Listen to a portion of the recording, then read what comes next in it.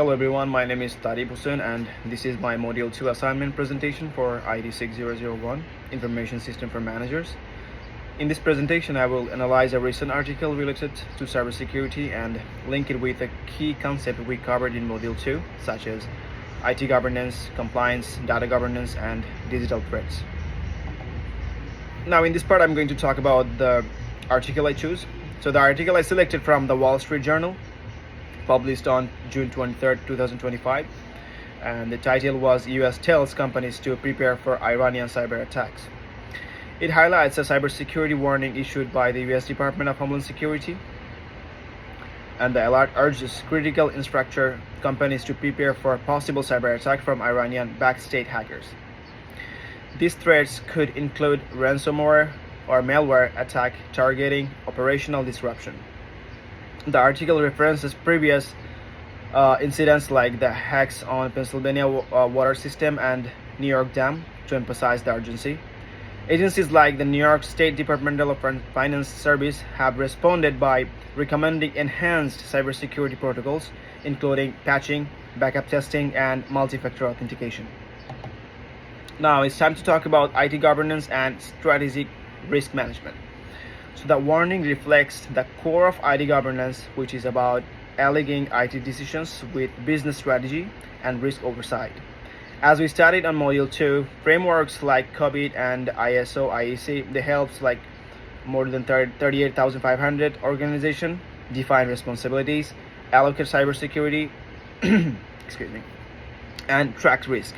The DHS directive serve as an external driver, compelling firm to evaluate the maturity of the governance.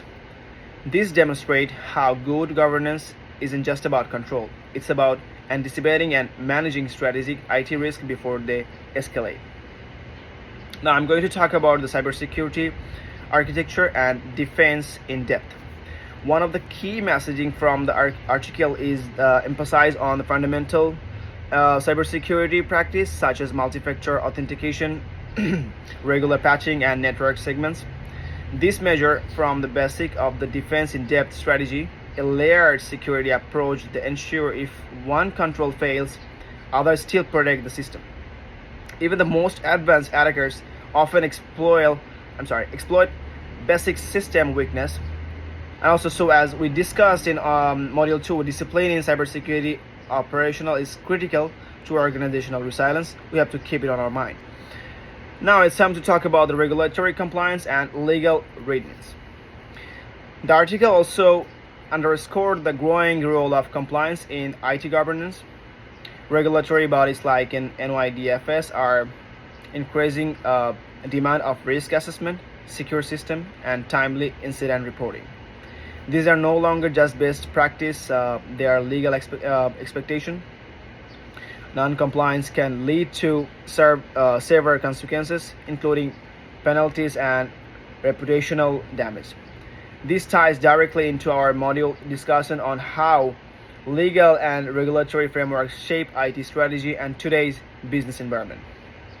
Now in this part, I'm going to talk about the digital privacy and data governance. The threat of data wiping and ransomware attacks also bring attention to importance of strong data governance. Organization must classify data properly, limit access, and secure personally identifiable information. Good data governance support laws like GDPR and CCPA by ensuring data protection is both proactive and enforceable. As we have seen in Module 2, a solid data governance foundation is essential for not only for privacy but also business community, also continuity during cyber incidents.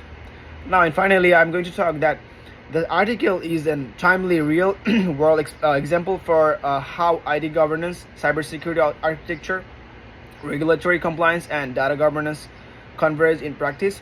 The lessons from Module 2 are incredibly relevant in addressing modern threats from state actors. Organizations must adopt comprehensive governance models, maintain strong layered defense, and commit to compliance to safeguard their system and stakeholder against rising cyber risks. Now I'm going to share some references in the end. And thank you so much for giving me opportunity.